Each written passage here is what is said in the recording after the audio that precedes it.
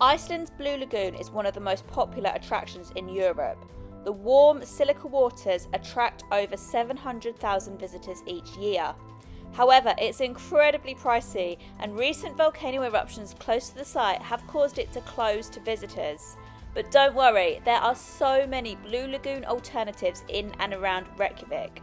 My name's Claire, and in this video I'm looking at thermal baths around Iceland's capital, starting off by seeing how many public thermal baths in Reykjavik I can fit into one day. It is around 7 AM and it is our first morning in Reykjavik, and my first thermal baths that I'm visiting in this video are the Sunholn Baths, which are near the Hallgrímskirkja, around a 10-minute walk from where we're staying. So the plan today is to visit 4 public thermal baths in and around Reykjavik. I think 3 of them we can walk to, 1 of them we'll need to get the bus, and these are all naturally thermally heated pools, and unlike the Sky Lagoon, these are most visited by locals.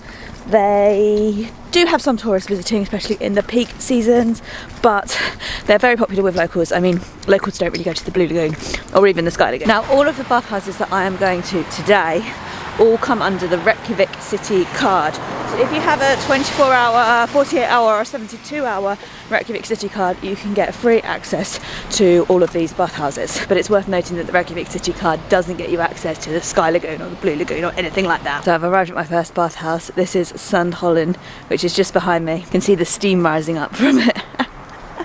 So this is the oldest bathhouse in Reykjavik, dating back to the 1930s. I believe from my research it's actually the oldest continuously operating bathhouse in all of Iceland. But there is one that is a bit older, that was established in 1890, but hasn't been continuously operating, but it is also operating now. So I'm just walking up to find the entrance. I'm not too sure of the rules of videoing inside these thermal baths. I may be able to get a couple of further away shots, but I don't think I'm going to be allowed to take the camera actually in there, which is fair enough. The Hallgrímskirkja church is just there, and the baths are just here. So, bathhouse number 1, Sunholn, is complete. So I couldn't really take any photos or videos when I was in there. I did get a shot from above from the reception, but you're not allowed to take your cameras or anything into the pool area. Because I had my Reykjavik 48-hour city pass, I just validated that. They gave me a slip. I went through the gates and down to the changing rooms, and you have to take your shoes off before you go into the changing rooms and leave them outside. In the changing rooms, you get ready, but you have to have a shower without your swimsuit on initially. Put your swimsuit back on, and then you go out into the pool. So obviously the changing rooms are separate, men and women, but all the spa facilities are communal. So if you're going with someone of a different gender, you just go and get changed separately, and then you can meet again in the spa area. There's 1 swimming pool separated into lanes where you can do length. I didn't see exactly how much this was heated to, but it felt like about 25 degrees or so. It did feel a bit chilly, although sort of once I got in and was submerged, it felt much warmer than being outside, about -1 degrees outside. Then there were 2 warmer pools. One was heated to about 40, which felt very nice. The other one said it was 38, but it felt quite a lot colder than the other one. So I didn't spend too long in that one. I spent most of my time in the tub that was heated to 40. There is also a steam room, but it's out of action at the moment. And there is also an indoor pool and what were called hot pots, which I think were more hot tubs. But I went to go in to take a look at them, but the only entrance I could find had like a male changing room sticker on it. So I didn't want to go in and find myself in the male changing room. So I didn't end up seeing that part, but that is also there. But honestly, the outdoor area is so nice, and because it's all heated so well, like you can use it any time of year. Like, I wish they had this in the UK. It's so nice being able to go for an outdoor swim when it's -1 degrees outside. So that was bathhouse number 1. Really enjoyed it and loved the added advantage that it is so close to Reykjavik city centre. Like, I could literally see Hallgrímskirkja from the bathhouse. So that is a really good one to go if you're staying in the city centre. You want a quick bathhouse to check out the hot tubs and stuff, something affordable and something that is not going to be really, really busy like the Blue Lagoon or the Sky Lagoon. I'm heading back for breakfast now, and we still have 3 of Reykjavik's thermal baths to check out for the rest of the day. Breakfast is done, and we are just about to head to bathhouse number 2, which is Laugardalslaug. Again, I'm so sorry if that's pronounced badly, it probably is. So LaSla is the largest public pool in Reykjavik. So we've gone from the oldest to the largest. It has a 50-metre outdoor pool, it has numerous hot tubs, I think it might even have some water slides. I did actually come here last time I was in Iceland, but I can't remember the water slides. It was very early in the morning, it was just an early morning swim session like I did earlier today. So it would be cool to see it in the daylight. Again, I'm not sure about how much I'm going to be allowed to film, but I will try and get a far away shot if I can, and then of course I will tell you what I thought about it afterwards. We have made it to LaSla, and I can already see this one is a lot bigger to the one I was at this morning. It's giving a lot more kind of sports stadium kind of vibes. There's a huge car park as well. So this is the biggest one in the city. So let's go see what it's got to offer. So LaSla was good. It is a huge 50-metre pool, and that is heated to around 28 degrees. And then there is, to the side, there's another quite big pool complex which is heated to around 38 degrees, and honestly, like, it's a different atmosphere and it's not quite as scenic, but water wise and facility wise that was literally like the Blue Lagoon. And then you've also got the hot tubs on the side. So one of the hot tubs went up to 44 degrees, there was one at 42, one at 40. There was also a cold plunge pool which we did not go into, and there was also a naturally heated seawater pool. So you've got a lot there. It's a huge complex, and actually I think they do like sports events, swimming galas, that kind of thing there as well, because there were huge seats where like spectators would sit. So yeah, really like interesting complex.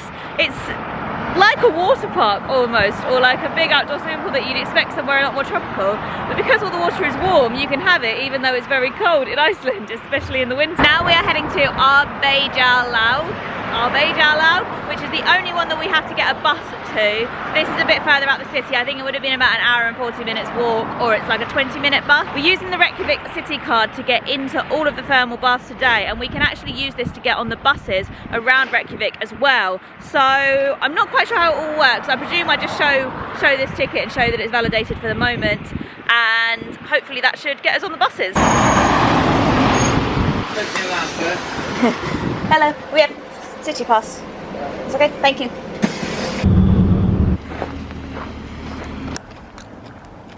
Alright, we have made it to Avios. The name's above me there. It's probably pronounced wrong. So it was about half an hour on the bus or so. There was a little bit of traffic, but it's not too bad, and we're in a proper like residential area now, so intrigued to see what this one is like. Gullfoss waterfall, what?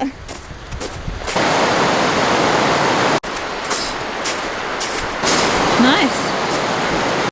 So this bath is like proper out in the suburbs, and it's so much snowier than it is in the city centre. It's really nice. We just stumbled upon a waterfall, like just a casual waterfall, you know. It's not an attraction or anything like that, but probably would be anywhere else in the world, but in Iceland it's just your local waterfall. So we're just walking through the snow-covered park to reach another bus stop, which is going to take us to the National Museum of Iceland, and then the next bath will resume in a couple of hours. So I think we've reached the conclusion that 4 thermal baths in one day is quite a lot of thermal baths. There's probably 2 or 3 more than you need to go to, but we're going to go to one more for the video. So we just had a little break in the National Museum of Iceland, which was quite interesting, but the last baths we went to were probably our favourite actually.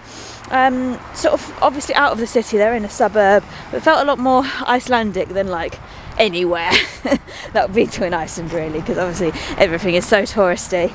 And they had a nice layout. They had a few different tubs, and they had the swimming pool. The swimming pool wasn't as big as LaSla, but it was substantial. Then they had a plunge pool. The plunge pool was only like 8 to 10 degrees, so it's not that cold. And then there was also a steam room. And yeah, it was just nice. There were just little different areas. Some had bubbles, some didn't. So I do recommend that one actually. Probably my favourite. 20-minute drive away, but a good local experience for sure. And our last port of the day is Visit Iceland. Again, keeping in with the trend of probably pronouncing everything awfully.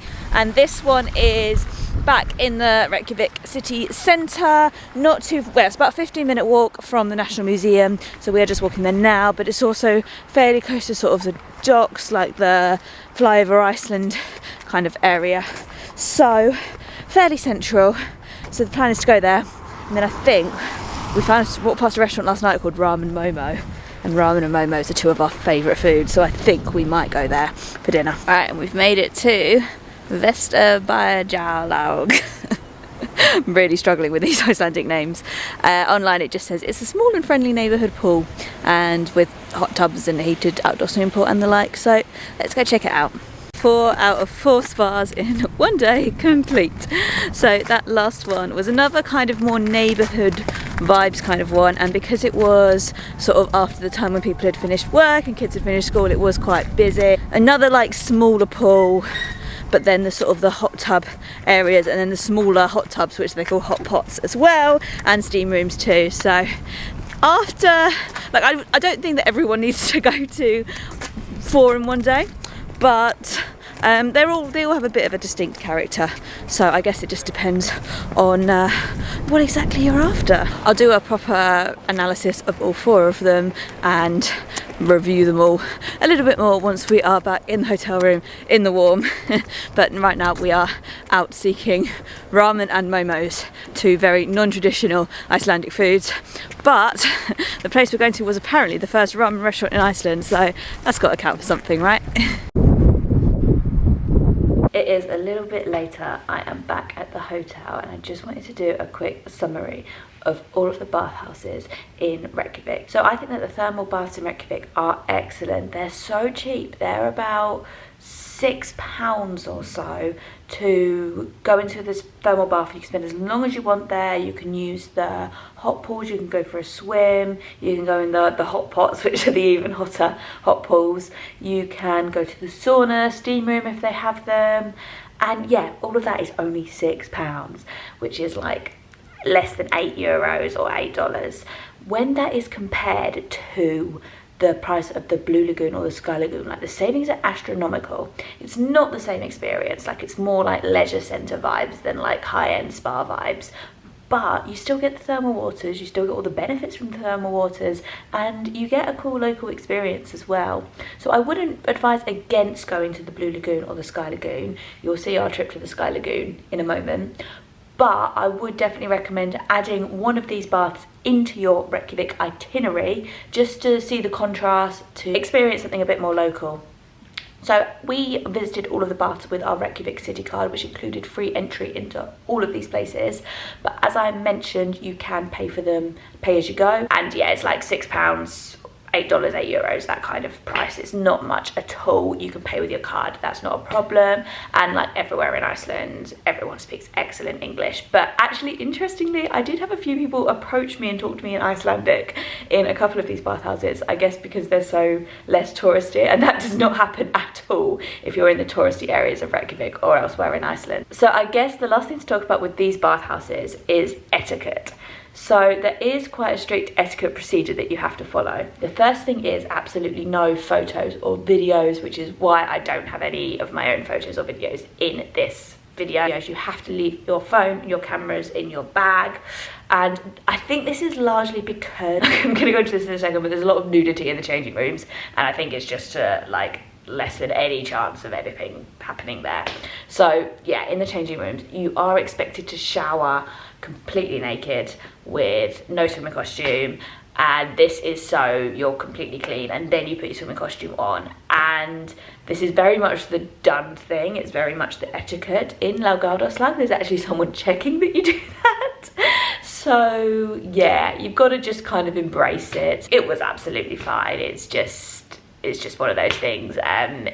It's one of those places where it's weirder if you are wearing a swimming costume, to be honest. I think everyone sort of is like, what's this tourist doing? So that is another thing with etiquette. Obviously the showers are separated, men and women. Then you go through to the pool, so you're all clean, you go through to the pool, and then you just use things as and when you want to. The changing rooms are separate, but the main areas are not at all. So if you are with a partner or a friend of the other gender, then you just meet when you go out there and use the facilities. You are expected to shower every time you get back into the pool. So if you go into the steam room or the sauna, you're expected to have a quick rinse down before you get back into the pool. You can take out towels to the pool, and I did see some people taking their water to the pool, but I tended to leave mine in the shower areas. And then when you go in from the baths, you're expected to completely dry yourself off. I usually had another shower as well, expected to dry yourself off, and then you go and get changed. And I think that is about everything. So I'll pick up the camera in the morning and you can follow our journey to Sky Lagoon. So after our day in Reykjavik's thermal baths yesterday, today we are heading out to a more touristy bath, the Sky Lagoon, and we're going to compare the two. So Sky Lagoon is a bit like the Blue Lagoon, but it's newer and it's much closer to the city. I did go to Blue Lagoon last year. It's actually closed at the moment because of the volcano eruption. So it'll be interesting to check out Sky Lagoon and compare it to both the Blue Lagoon and to the public thermal baths in Reykjavik. Sky Lagoon is about £60 to £80, so it is a lot more expensive than the thermal baths in Reykjavik, but we'll have a look at the experience and see what it's like in comparison. It's still very, very windy. We have arrived at Sky Lagoon. It's just behind me, and over here there is a lovely view of the city. Can't see it as well on the camera, but I promise it is very nice. So it was quite easy to get here. We got the number 2 bus from the bus station near where we're staying, and then the bus took about 15 minutes, and then it's been a half-hour walk from there to here. Yeah, the roads here are a little bit slippy because it's February, but it's fairly not much traffic or anything like that. So this is a good way to get to the Sky Lagoon if you don't have a transport booked, or if you want to save some money, because we got the bus travel free with our Reykjavik city cards. But even if you don't have a Reykjavik city card, you can also just buy bus tickets, and they're about £2 per go. Now let's go and see what Sky Lagoon has to offer. Switched over to the GoPro. Hopefully the audio quality is okay. Let's go see what the Sky Lagoon has to offer.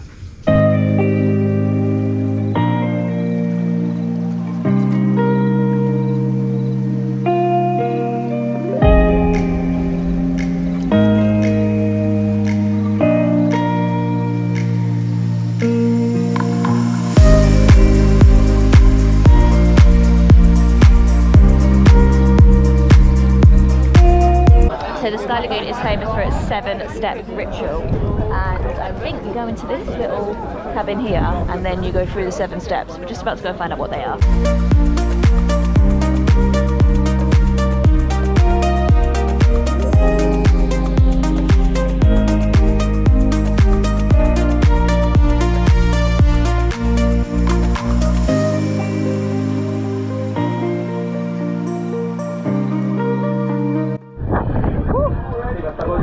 Oh, it's nice when you get that in there. Oh.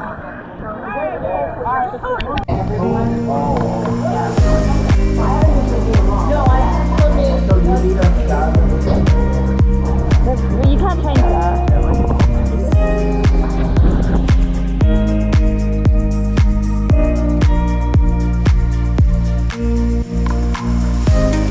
So, thoughts on Sky Lagoon. Honestly, I loved it. Really loved the whole atmosphere. I loved the sea views. I really liked the 7-step ritual, although it was a little bit crowded.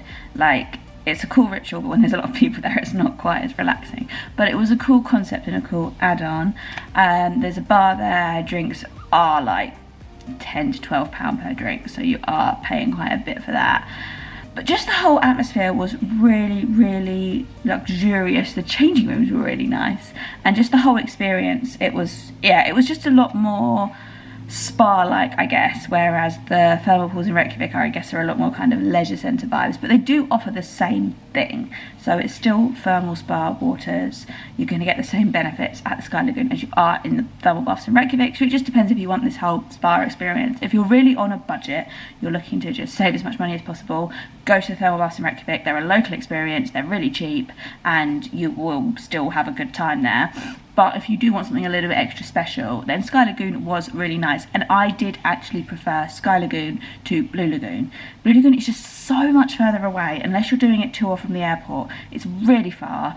It is a lot more expensive, and I don't think it really offers anything more. It doesn't have the 7-step ritual or anything like that. I think you can like upgrade massively and have a few extra perks, but that's like even more expensive. You do get a free drink and a free mud mask at Blue Lagoon, but even with that, I still think Sky Lagoon's, it's just worth buying a drink. You can't use a mud mask in Sky Lagoon actually. I did see someone with a mud mask on and they were told to go to the change rooms and wash it off. So if you really want a mud mask on your face, go to Blue Lagoon.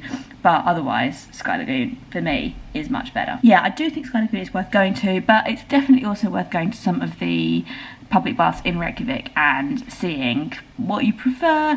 And yeah, if you are really on a budget, you don't want to spend the money on Sky Lagoon or Blue Lagoon, just go to the thermal baths in Reykjavik. They are really nice. My last little thing I was going to say about thermal baths in Reykjavik is that some of the hotels even have them. So actually now, I'm not in Sky Lagoon anymore, we are in the kind of spa gym area of our hotel. So I'll just show you around here quickly. There's 2 hot pots, as they call them, a sauna and a small gym area. And that's another little addition as well. So this cost us, it usually costs €25 per person for the entire time you're staying here. So for us it was 4 nights, but actually they gave us a 2-for-1 deal, so we only paid €12.50 each. It's always worth like hinting to see if you can get something like that, because a lot of the time they can do little deals and stuff. So for €12.50 each, we thought that this was really good. We've come down to use the spa twice and we've used the gym twice as well. That's another thing as well. If you don't want to spend all the money on going to the Blue Lagoon or the Sky Lagoon, but you do want more of a spa experience, see if there's something at your hotel. We're staying at the Midgarda by Centre Hotels. So that is pretty much all I've got to say about the thermal baths in Reykjavik. I hope this video has been useful. Please do check out my other videos about Iceland and my videos from everywhere else across the world. And if you want to see more videos like this in the future, do hit the subscribe button. Thanks for watching. Bye!